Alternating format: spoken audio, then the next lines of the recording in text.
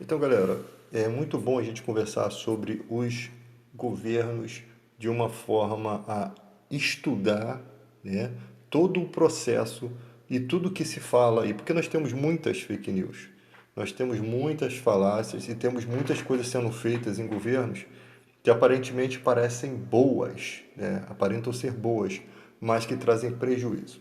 Um exemplo, o Auxílio Brasil de R$ 600, ele não era projetado para pós-pandemia, tá? Tivemos aquela briga toda que nem na pandemia queriam dar dinheiro porque iria quebrar o país. Mas teve auxílio de R$ 600. Para manter esse auxílio pós-pandemia é complicado. O que o Bolsonaro fez? Ainda permitiu que fosse feito empréstimo consignado, né, com os bancos, desse valor. Ou seja, um dinheiro que deveria ser destinado à alimentação, a um pagamento de um aluguel, ele não foi submetido a isso. As pessoas fazem empréstimo, compram iPhone, compram o que quiser. E isso ninguém reclamou. Em contrapartida, um empréstimo consignado é tudo que um banco deseja. Porque você tira o dinheiro que é nosso, dinheiro do público, né? Paga esse banco por esse empréstimo e os bancos saem lucrando. E ao mesmo tempo o Bolsonaro faz campanha política com esses R$ 600. Tá? Então agora o próximo governo que vier vai precisar entender se esse teto de gastos vai ultrapassar. Não é aconselhável economicamente ultrapassar teto de gasto. Não é aconselhado. Tá? Quando você ultrapassa teto, você depois desequilibra tudo, tem responsabilidade fiscal, tem toda essa questão. Na questão do FIES, por exemplo, vamos lá. O FIES, você tirou uma boa nota no Enem e tal, aí você vai lá, eu quero o FIES. Você pode ativar o ProUni, né, 50% de bolsa do ProUni, e financiar os 50% dessa faculdade, né, que será paga pelo governo, em 14 anos.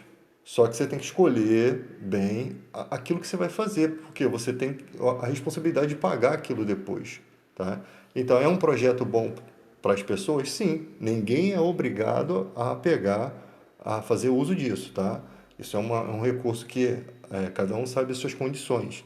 Então, se amanhã depois reclamarem que a pessoa ficou devendo, a pessoa não quis pagar, ou isso ou aquilo, a culpa não é do governo. O governo está tentando fazer algo pela educação. É lógico que não é algo concreto que vai direto assim na raiz, porque a educação no Brasil, ela precisava ser na raiz, ou seja, desde o CA, a criança fazer todo o ensino fundamental, né, e o ensino médio com uma qualidade como se fosse uma escola particular, médias, recursos, saúde talvez integral, perdão, educação integral, né?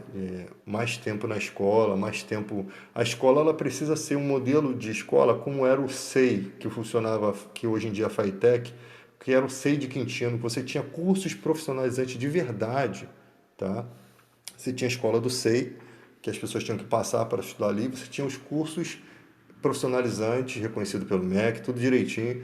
Eram cursos bons, mecânica de automóveis, elétrica, você tinha uma série de aulas, inclusive quem dava aula lá era o Santa Rosa, campeão de boxe, dos maiores lutadores que começou lá atrás no Amador, era o Santa Rosa, quem é da época sabe.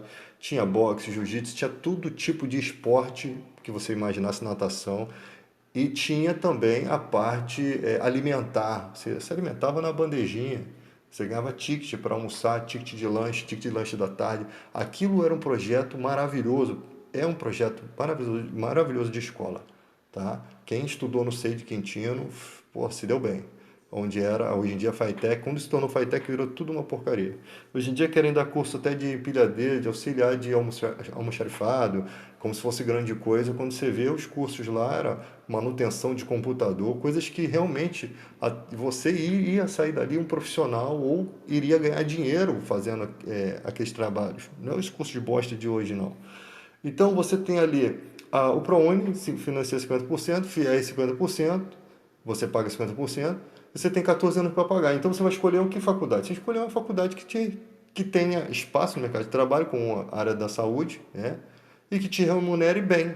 né? O cara se torna médico e tal. Se você escolher uma faculdade que não tem abertura, você vai ter que arrumar outro emprego para pagar esse valor que você fez. Mas de qualquer forma, você é um universitário. Você tem mais chance no mercado de trabalho do que outra pessoa. Então o governo fez a sua parte. Quando você vai para a área da educação simples, né, a educação normal, que é a área que tinha que começar como, só para ressaltar aqui o que eu estava falando, porque é o momento em que os pais podem sustentar os seus filhos para que eles possam estudar. Então é a melhor fase que a educação tinha que pegar, né? E ter uma qualidade é essa, para que quando a criança chegasse no segundo grau, ela não tivesse nem que precisar fazer Enem, ela realmente ela pudesse passar para uma faculdade, ter média suficiente, ter qualidade de ensino bacana para passar para qualquer faculdade. E aí, gente, pô, o que as pessoas não entendem é porque há um jogo de interesse. Se você melhorar a educação pública, o setor particular, né, privado, o setor particular não vai se agradar disso, vai perder. Na questão ali que acusaram o governo de ter endividado a população, isso é uma falácia, o que o Bolsonaro fez? Pegou o dinheiro, quitou, né? Parece que quitou aqueles que estavam devendo. A quem ele agradou? Ele agradou as universidades particulares, os gringos, os donos dessas universidades. Foi isso que ele agradou. Por quê? Porque eles que iam tomar um calote receberam o dinheiro. Ou seja, tirou um dinheiro público, pagou algo, né, como se tivesse pago o SPC das pessoas. Quando o Ciro Gomes veio falando de questão de SPC, as pessoas sem entender acharam que o governo ia pagar aquilo. Não. As pessoas iam juntar 5 dívidas semelhantes, iam parcelar a dívida entre eles, e se eles não pagassem com os juros baixos, né, que o governo ia negociar, que ia acontecer? Essas pessoas iriam ficar sem o nome, voltar com o nome sujo. Então era uma forma de desafogar a pessoa que gostaria de pagar o seu SPC, mas que quando vai negociar não consegue negociar uma proposta justa, e o governo ia fazer essa negociação por ela, entendeu? Então ela ia comprar aquela dívida para o governo e o governo ia trabalhar com aquelas pessoas até limpar o nome delas para que elas pudessem ter poder de compra e melhorar para todo mundo. Mas criticaram o Ciro Gomes, né? As pessoas não vão a fundo. A outra questão, falam muito da questão da Venezuela. Venezuela, o Brasil vai se tornar a Venezuela. Como? O que aconteceu na Venezuela foi o seguinte: a Venezuela sofre com um problema chamado doença holandesa. Isso é porque surgiu na Holanda esse processo.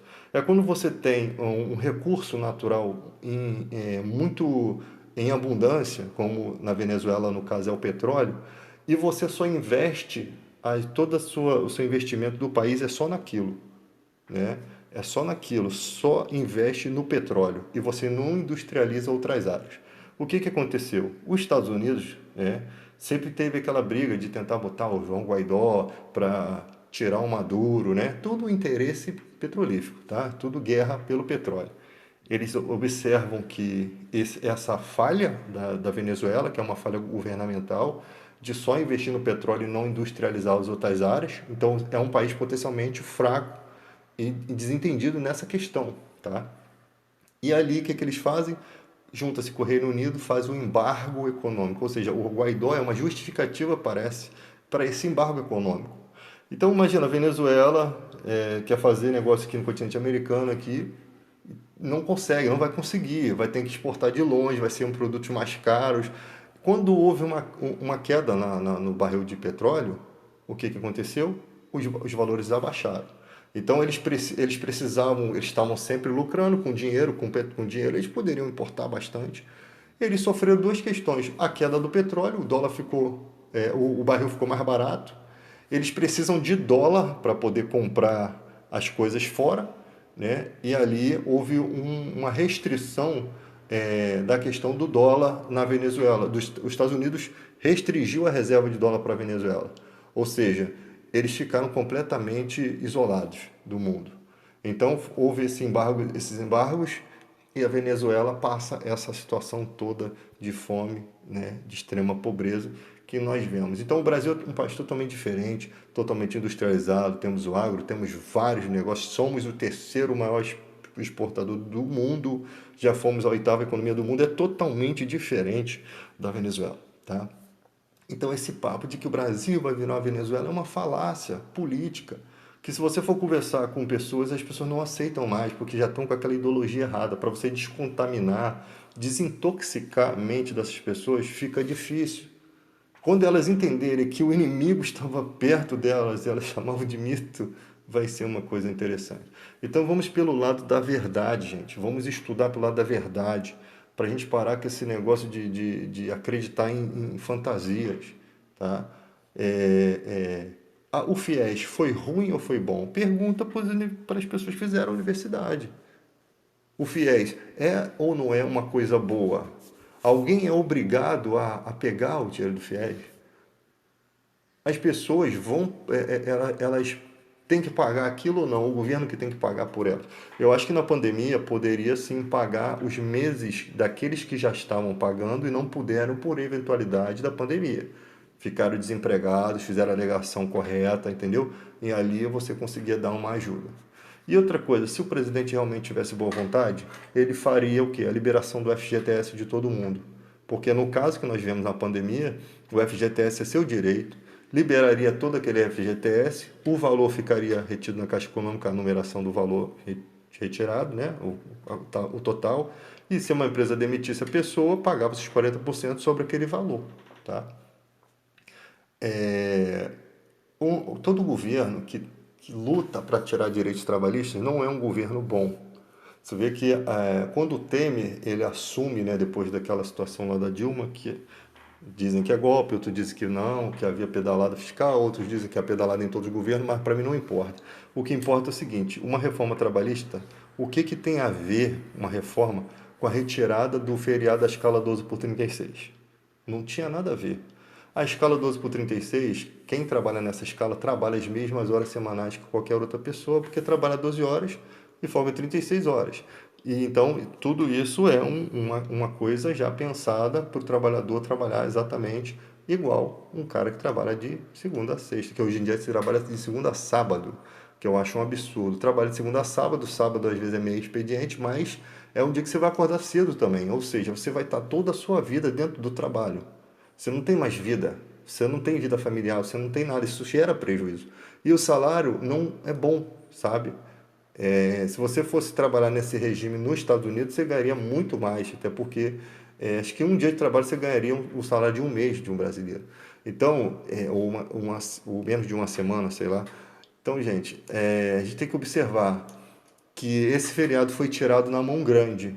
Em uma só tacada, o Temer tirou muito dinheiro, né, do povo brasileiro, da escala 12 por 36. O cara hoje em dia trabalha no feriado, ele não tem os direitos dele que eram garantidos. E ele fez leis para empresário, ou seja, a motivação era a reforma trabalhista, que ia beneficiar e tal, e tal, e tal. Isso é errado. Então você vê que foram leis para injustiçar o trabalhador, né? Tirar direitos e ajudar empresários. Eles ganham a caixinha deles depois, que a gente já sabe. Outra questão foi o MEI. O MEI foi criado pelo Lula. Quando o Lula questionou que o MEI estava sendo colocado na questão de emprego, ele fez certo. Porque todos os governos anteriores sempre se contou emprego sem contar com o MEI, tá? Então, tipo assim, regime de trabalho de carteira assinada CLT. Se a gente vai falar de empregos gerados, a gente está falando de CLT, emprego de carteira assinada. MEI é outra questão. Ninguém está desprezando porque o cara é MEI, não. A gente não pode pegar, porque senão você modifica dados.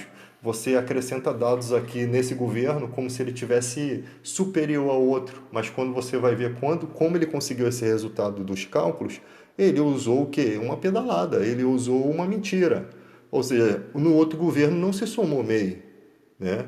No outro governo não se somou MEI. E nesse está se somando para quê? Para dar um diferenciamento, para poder apresentar para os seus eleitores que você fez algo melhor. Então isso daí é trapaça, tá? Isso é trapaça.